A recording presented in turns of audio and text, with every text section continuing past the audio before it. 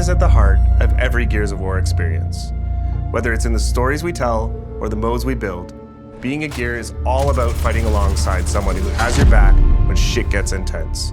Our players have deep connections to their own squads. They tell stories about lifelong friends and family that grew up playing Gears together. Strangers they met in battle and became bonded to through the game. That feeling of fighting side by side is at the center of E-Day's multiplayer modes. And today, we're excited to dive in and show you more. Welcome to Horde Siege. It's an all-new 12-player evolution of Gears' legendary Horde mode. Horde Siege evolves that iconic, back-against-the-wall Horde experience that Gears is known for, with larger, more unpredictable, more cinematic, and more memorable battles for you and your squad. This is 3 squads fighting through their own objectives, crisscrossing with each other through the largest and most immersive multiplayer maps we've ever made. But before you go, you need to choose a class and gear up.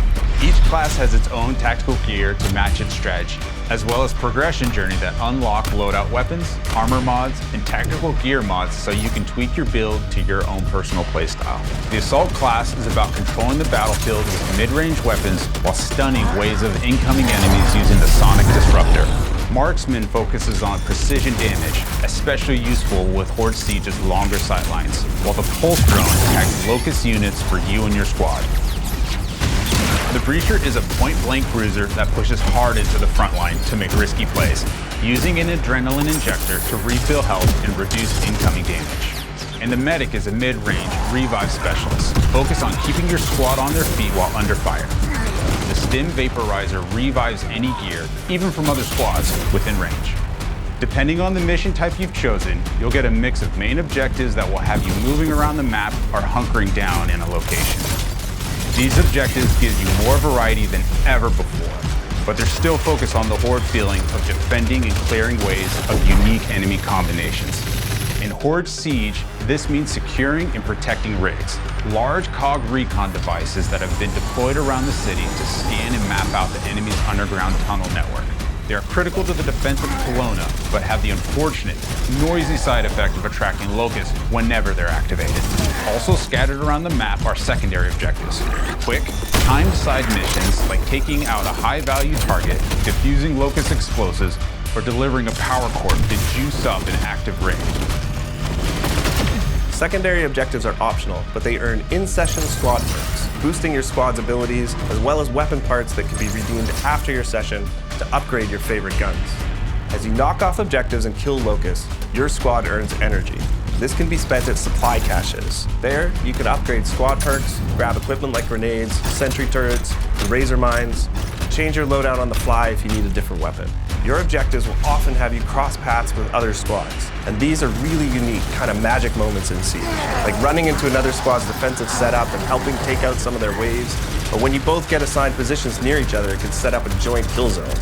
With a huge relief when your whole squad is DB&O'd and you see a group of Gears come sprinting around that corner with a clutch revive. If Command delivers a supply drop, any squad that fights to secure it gets a share of the rewards inside. The first one in gets the best stuff, so it's often a quick decision if you can spare the time and effort while managing your objectives. But the most intense multi-squad action hits when our bigger boss appears on the map and things get even tougher. Invasions can happen at any time during a mission. They add new chaos and challenges to the session, buffing locust enemies or restricting certain actions until they're defeated. And it can take more than one squad to bring these huge monsters down. These moments of 12 players coming together to take on iconic locust creatures deliver this great Gears feeling, fighting alongside a group of soldiers to hold the line. And of course, anyone that helps gets even more rewards. That's fucking beautiful! Once your mission objectives are complete, Command sends in your ride so you can extract. You'll fight through one last intense Horde wave to secure the LZ and hold out until your Raven appears. A successful mission will reward you and your squad. While you don't technically all need to make it back to the chopper, your rewards might suffer a bit if you leave your comrades behind. Earned XP will progress your rank, unlocking new loadout weapons, mods, and equipment. But most importantly, any weapon parts you gained can be redeemed to upgrade your arsenal for the next fight.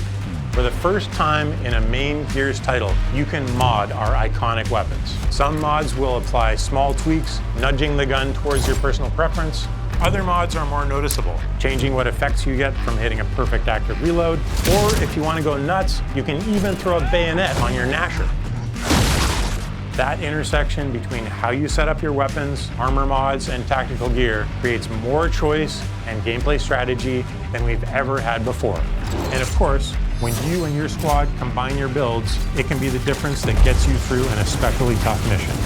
Horde Siege missions mix variety, objectives, difficulty, modifiers, and harder challenges each time you play, shaking things up with things like explosive drone deaths, only perfect reloads, or even friendly fire. Poisons also make a return, meaning the Locust Horde gets more powerful as you play through a mission. If you're looking for a dose of that classic Horde grind, our Horde missions will set you up in one spot, testing your squad against 10 grueling waves of survival. All of these elements, combined with the variety of objective locations on each map, and of course the chaotic fun of mixing in 2 other squads of real players, means you'll never have the same experience twice.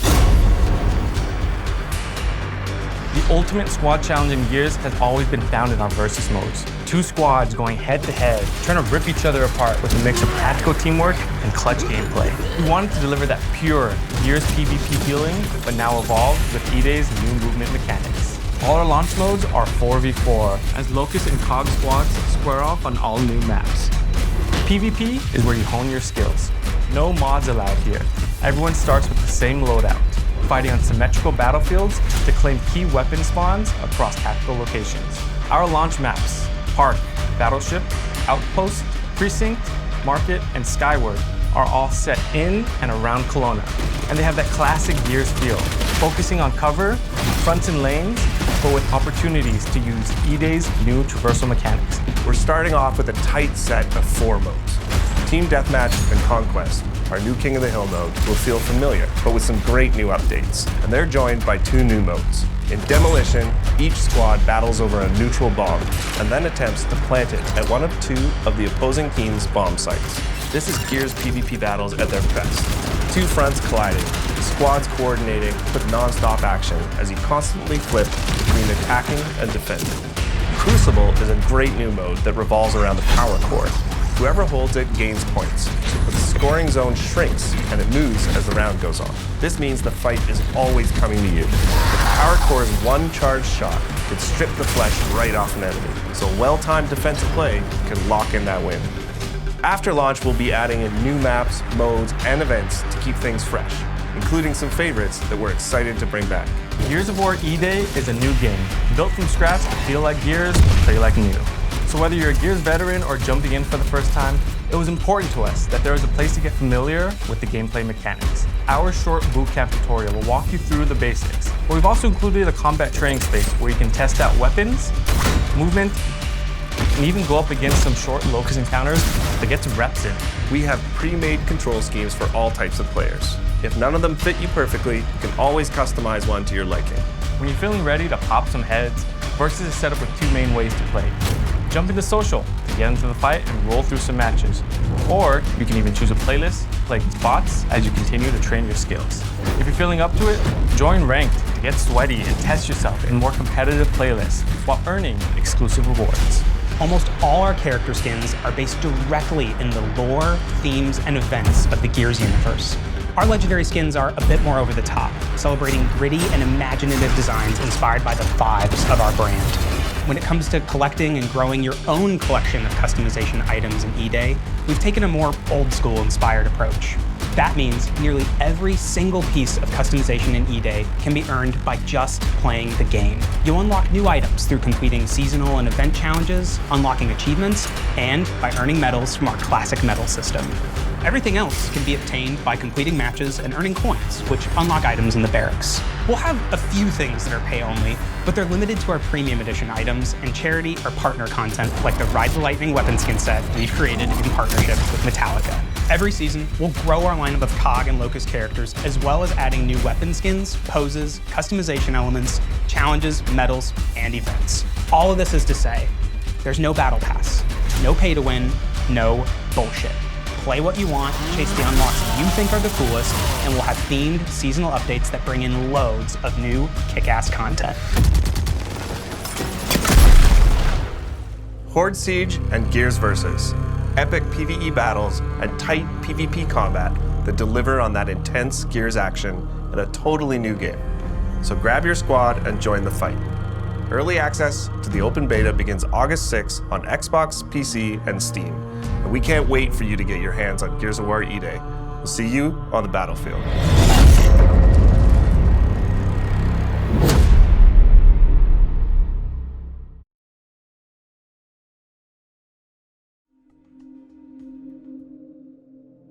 Did you see that?